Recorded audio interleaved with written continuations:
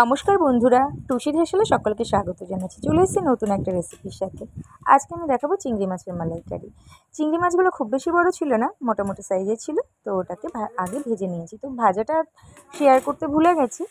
তো তারপর কড়াই তেলের মধ্যে আমি তেজপাতা, গোটা গরম মশলা ফোড়ন দিয়ে আমি কেটে রাখা পেঁয়াজগুলো ভাজতে দিয়েছিলাম। ভাজা ভাজা হয়ে আসার পর আমি আদা, রসুন, লঙ্কা পেস্ট করে নিয়েছি। সেই পেস্টটা দিয়ে মশলাটা ভালো করে কষিয়ে নিই। বেশ কিছুটা সময় মশলাটা কষাতে থাকবো।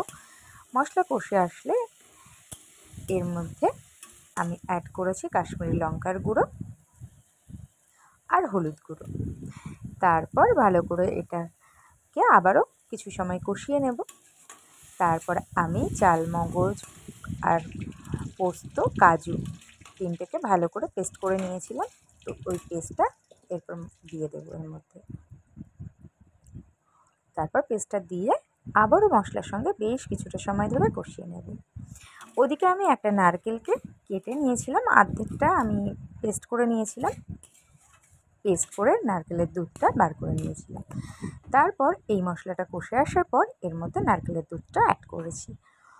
নারকেলের দুধটা অ্যাড করে এরপর ভালো করে মশলাটার সঙ্গে মিশিয়ে ভালো করে ফুটিয়ে নেব।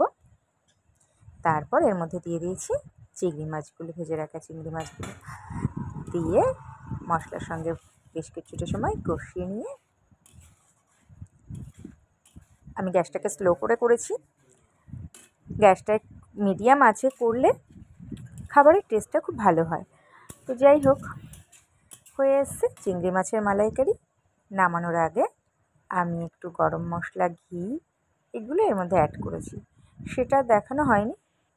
তো বন্ধুরা, সকলে তোমরা খুব ভালো থেকো, সুস্থ থেকো। দেখা হবে নতুন কোনো রেসিপির সাথে আবারও। আর আমার ভিডিও যদি ভালো লেগে থাকে তাহলে লাইক কমেন্ট করে দিও আর সকলকে দেখার সুযোগ করে দিও। টাটা বন্ধুরা।